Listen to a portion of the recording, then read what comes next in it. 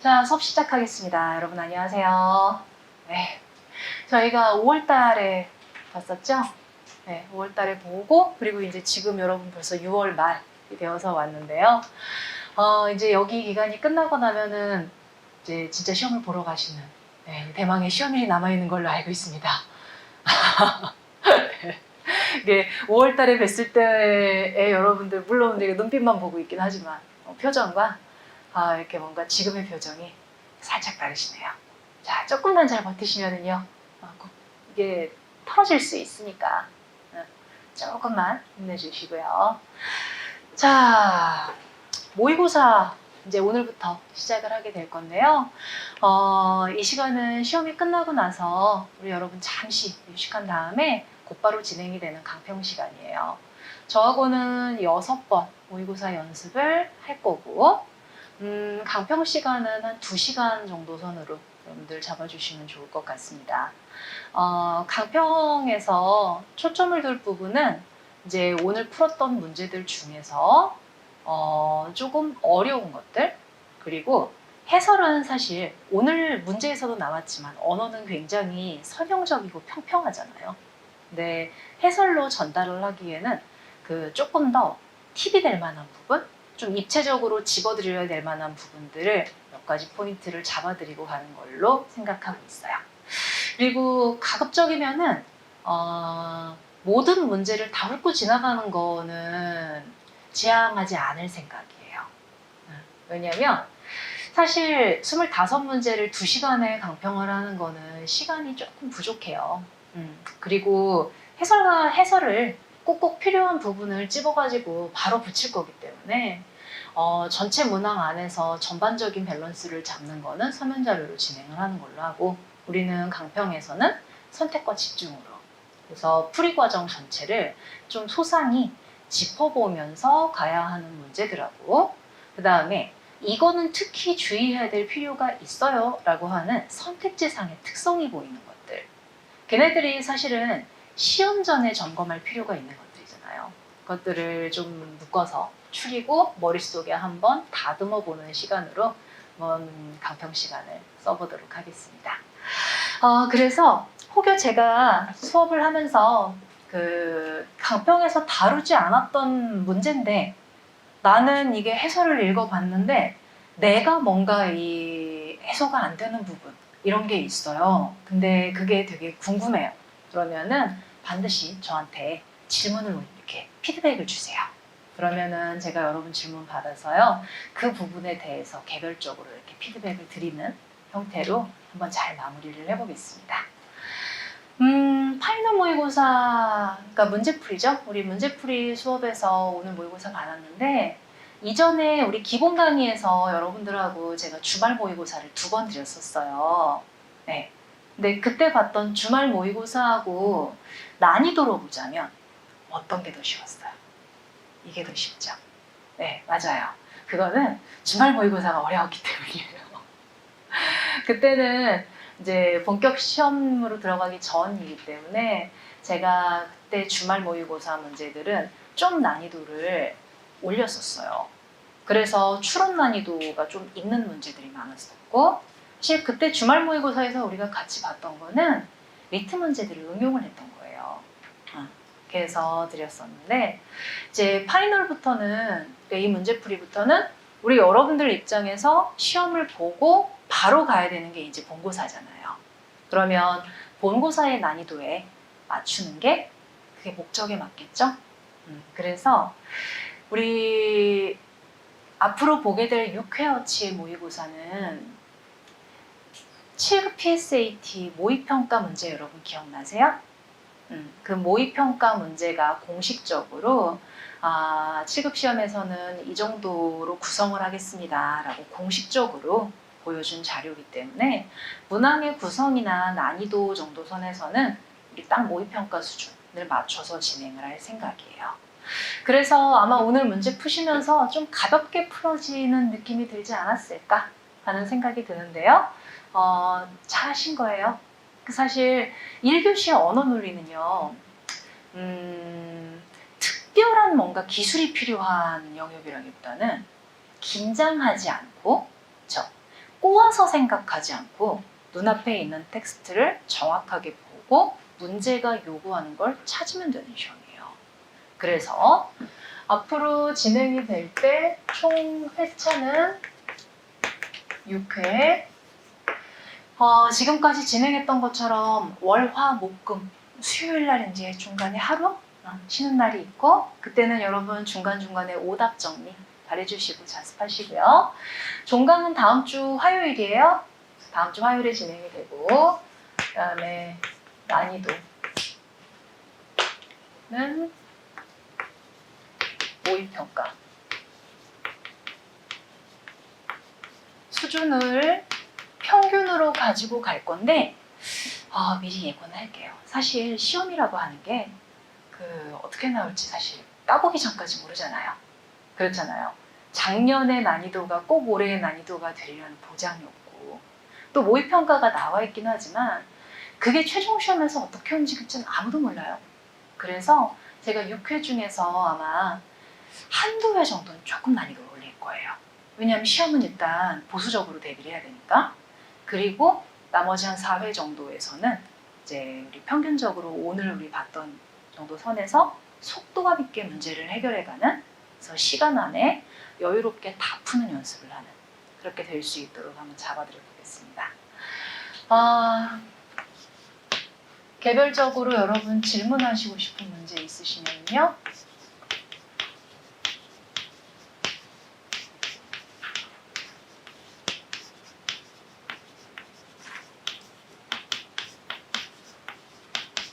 이쪽으로 주시면 되고요.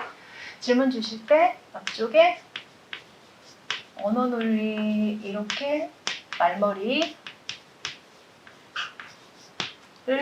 제목에다가 기재를 해주시면은 제가 여러분들 질문으로 올라오는 이메일은 1순위로 먼저 열어볼게요. 이렇게 해서 해주시면은 제가 좀 더 처리하기 용이할 것 같습니다. 자, 그러면 강평을 시작해 보겠습니다. 5월에 뵙고 사실 한 달 만에 보는 건데 그동안 여러분 되게 보고 싶었었고요. 다시 뵙게 되어서 반갑습니다. 자, 이제 6회 동안 저하고 열심히 한번 잘 마무리해 보도록 하죠. 자, 1번부터 순서대로 안 하고요.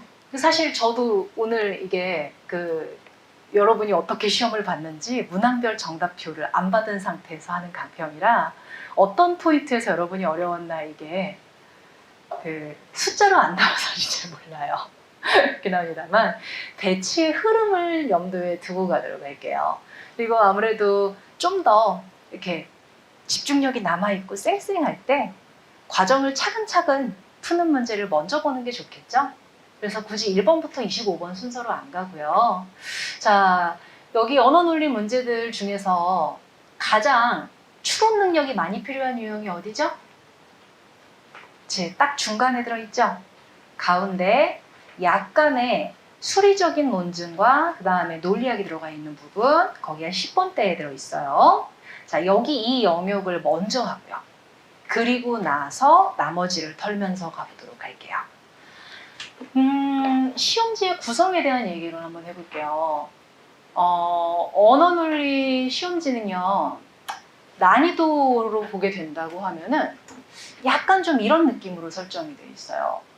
지금 1번부터 25번까지 이렇게 번호가 있는데 중간에 보시면 13번부터 14번에 세트 문항이 들어가 있어요. 이제 세트 문항은 장문 독해죠. 그래서 크게 보자 그러면 이 세트 문항을 기준으로 해서 전반부, 후반부 이렇게 배치되어 있는 경향이 있는데요. 구체적으로 세트 문항이 등장을 하고 그 뒤에 10번 후반대죠. 그래서 여기 10번대 부분에서 논리학 문제들이 세문항에서 네문항, 세문항 정도 나올 것 같아 보이기는 해요. 그래서 여기 논리학 문제가 배치가 됩니다. 저는 이 자리를 모의평가에서는 세문항이 배치가 됐는데 세문항에서 한 네문항까지는 좀 배치를 해볼까 하고 생각을 하고 있어요. 왜냐면은 딱 논리학이 나올 때도 있는데 오늘 우리가 봤었던 제논의 역설 같이 논증 하나를, 수리적인 논증을 주고 사고 구조를 읽어봐가 되면은 독해 문항하고 논리학 문항하고 딱 중간 정도 되는 게 나올 수 있거든요. 그래서 약간 그렇게 응용이 들어갈 수 있는 패턴을 섞어서 응용합쳐사 문항, 이 정도 배치될 거라고 봐주시면 돼요. 그리고 저기를 기점으로 해서 앞부분 전반부와 뒷부분 후반부 이렇게 놓고 보자고 하면 전반부 쪽에 배치되는 문제들은 주로 세부정보 파악 문제들이 많아요. 물론 중간중간에 논지가 뭐냐든가 빈칸을 채워보라고 하든가 대화에 대해 이해를 해봐라 라는 응용이 살짝 들어가긴 합니다만, 이 언어논리 초반부는 세부정보 파악, 그러니까 분량이 있는 텍스트에서 핵심 정보를 잘 추려서 읽어내는 능력 위주로 구성되는 경향이 있습니다. 이 부분은 정보의 분량은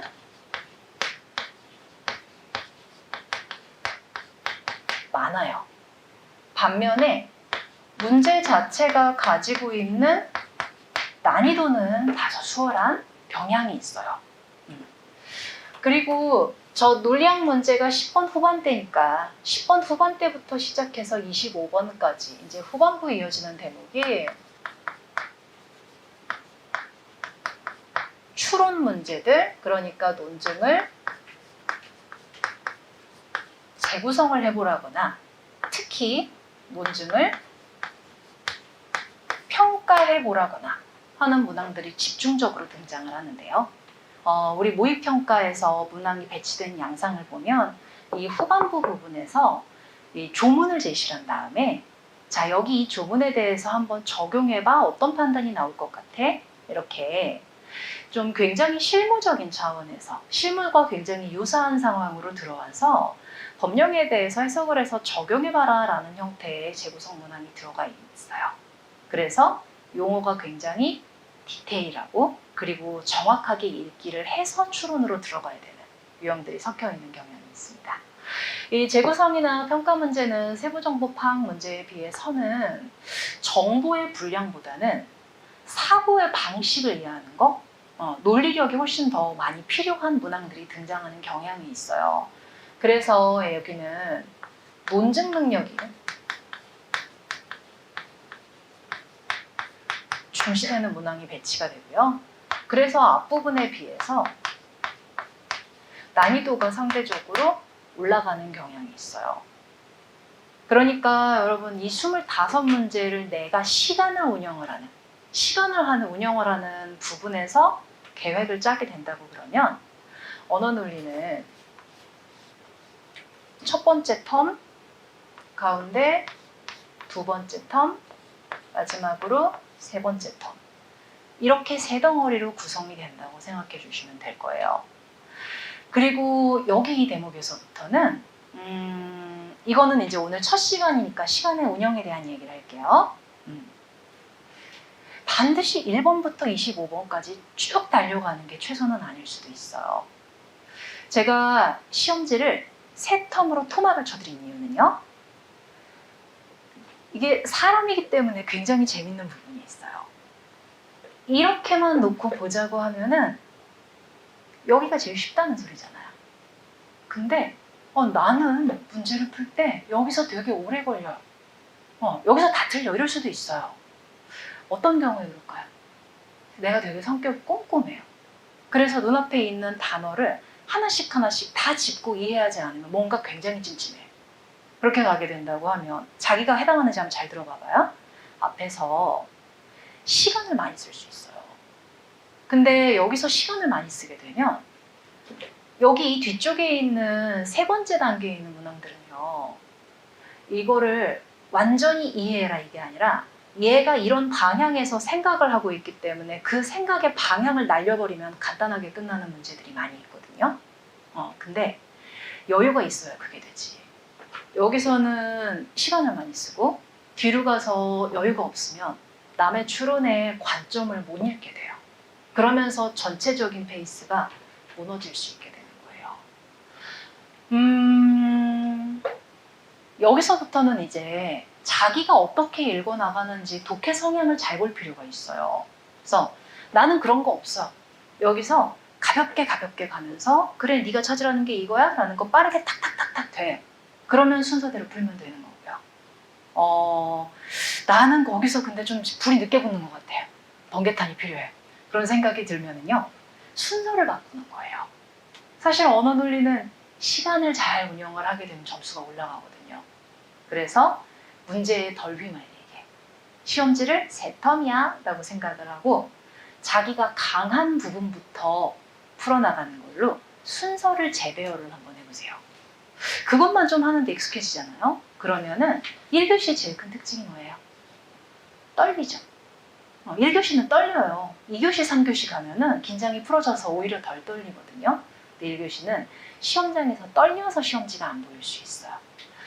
그래서 이렇게 좀 자유롭게 왔다 갔다 하는 방식으로 시간을 운영해 보시면 좋을 것 같아요. 자신 있는 것부터 먼저 푸세요.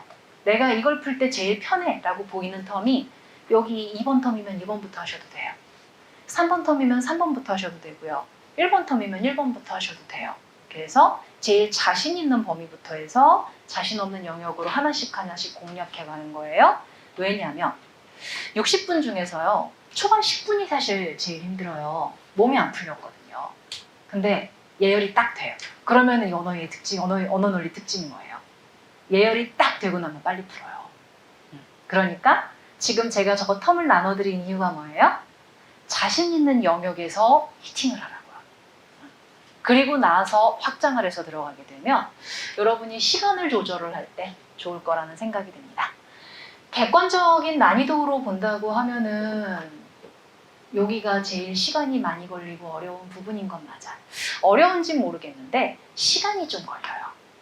그래서 여기가 이제 호불호가 좀 타는 지점이 가운데 골짜기 안에 들어있는 거고 제가 정보량과 논증 능력 그리고 난이도로 비교를 해줬습니다만 사실은 여러분들이 읽기 연습이 좀 되고 나면 여기는 잘 안 틀릴 수 있는 부분이거든요. 그래서 여기가 반드시 정답률까지 낮다고 할 수 있는 부분은 아니라고 하는 거 생각하고 가주시면 좋겠습니다. 자, 그러면 저는 오늘 설명을 할 때 여기부터 저는 앞으로 강평할 때 항상 그렇게 할 거예요. 2번부터 먼저 강평을 해드릴게요. 왜냐하면 여러분들이 그래도 제일 많은 숫자의 학생들이 이거 어떻게 푸는지 궁금한 자리가 2번일 거고 그리고 3번을 하고 그다음에 1번에서는 이제 좀 선택적으로 가도록 할게요. 왜냐하면 1번 영역에 해당을 하는 자리는 가장 상식적인 문제들이 많이 배치되니까. 자, 그러면 문제 풀이를 시작해 보겠습니다.